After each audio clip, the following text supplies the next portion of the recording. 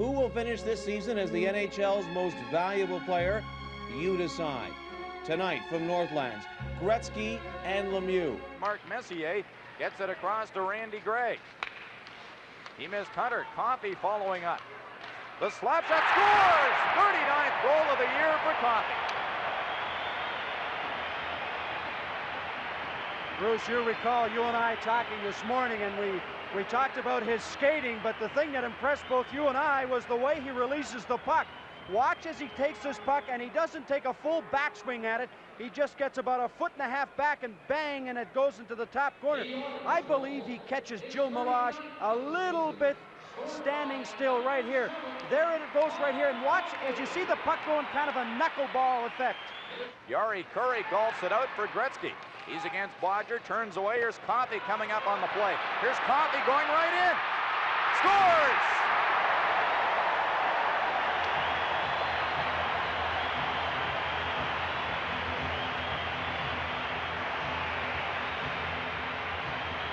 That's unfair, Paul Coffey using his speed. Watch the fine play by Wayne Gretzky right here. He draws the black sweaters to him, and he just bounces it off the boards. Now, does Gretzky get an assist on this, or was it offside? The puck will go in, and I believe they're going to call this.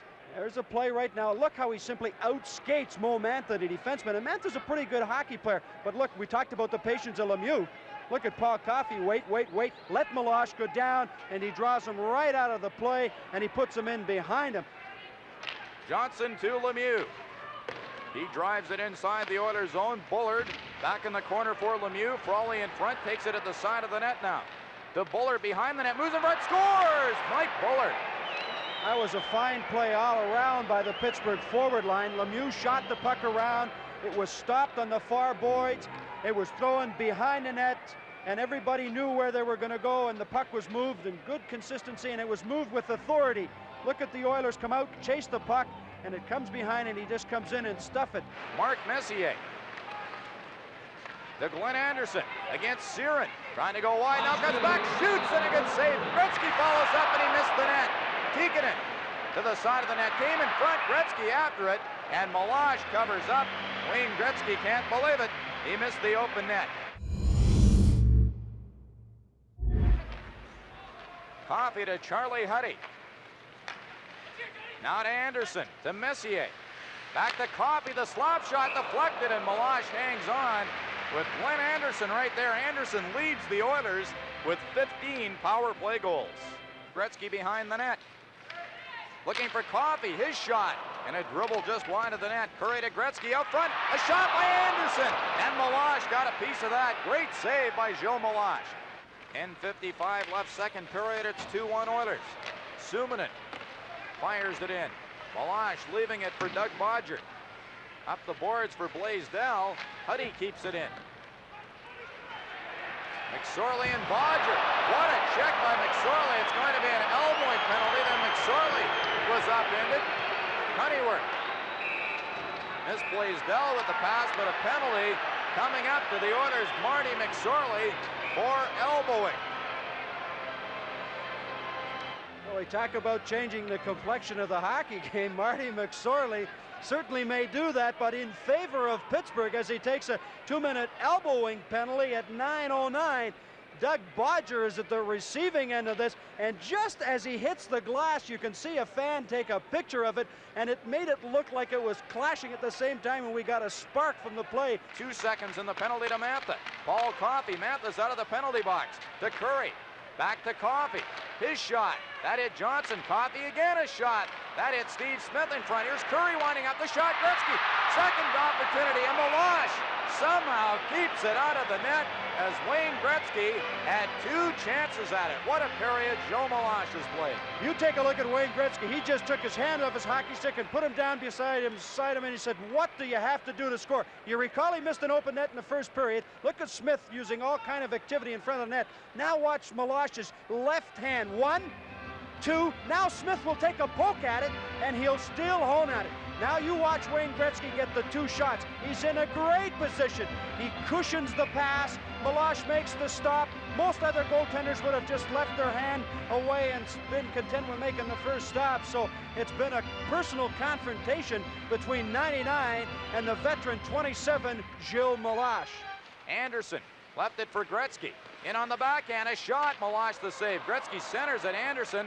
Ran into the post. The goal is off the post. Meloche trying to point it out to the referee, Ron Wilkes. He does. And he's successful. Did you watch Glenn Anderson? He was trying to put the net back on the post before the referee could notice. Didn't work. Most of the Oilers have to be a little bit frustrated because of the play of Gilles Meloche. While they're playing the game, they not only take a time to go, he gets knocked off and he knows that it's off its mooring. He has the presence of mind to stop right there and to try to put it right on.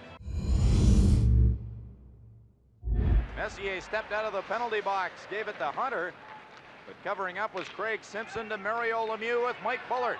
The Penguins' top two goal scorers breaking in. Bullard trying to center it. They just went wide. There's Lemieux walking around the net. Shoots. Andy Moog made the save, and Lemieux is shaking his head. All he had to do was put it upstairs as Moog was down.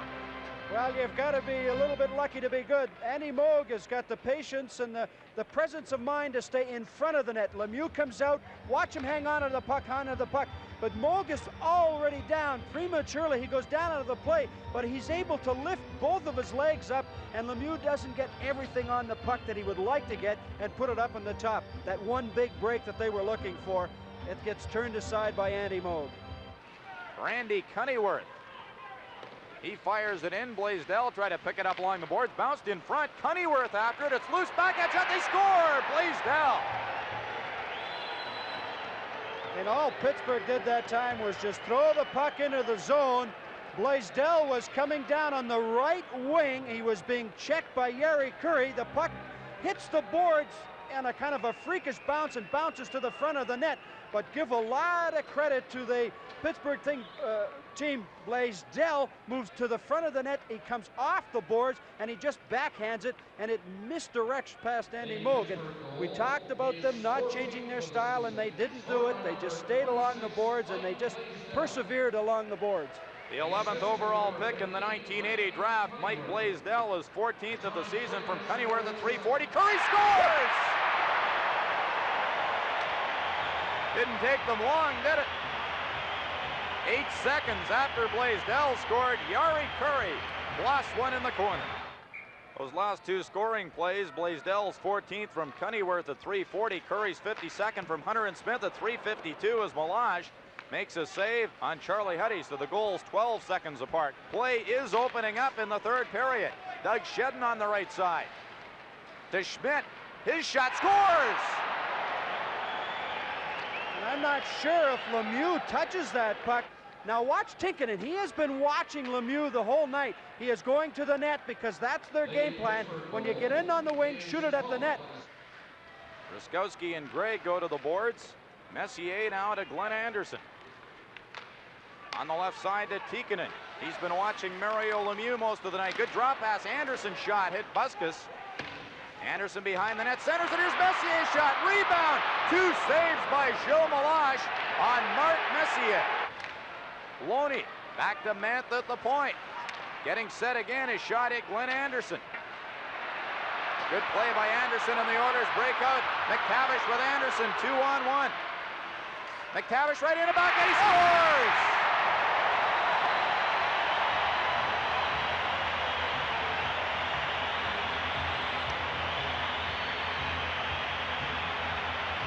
McTavish makes an excellent play, but there's where it all starts. Anderson gets it past Mantha. The Pittsburgh defenseman on this play, Siren, he plays it very, very, very well. McTavish is looking to pass it to Anderson the entire time, and the defenseman will not let him the opportunity. And McTavish comes out into close quarters, and really that time, Meloche, if he had to do one thing, that was the time to stand up, and McTavish would not have scored his 19th of the year. He went down prematurely, and McTavish took everything he could to put it over the top of him. Hunter's shot just wide. Anderson gets the assist. Gretzky on the rebound nearly put it in. The goal at 11:49. It's 4-3 Oilers. Napier keeps it in for the Oilers. Moving for the front of the net. The McTavish's shot, and it hit the side of the net. Napier swings through. Here's McTavish, shoots. Meloche the save. He got his pad on. Great save by Gilles Meloche to keep it at 4-3.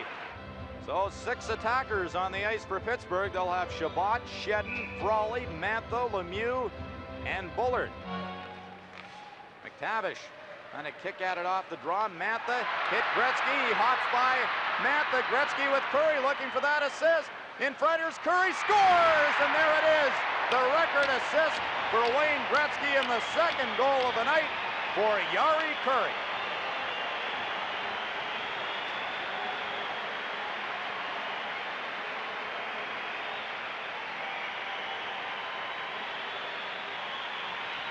I'm somewhat surprised that a lot of the fans have left the building when they are seeing history in the making right here.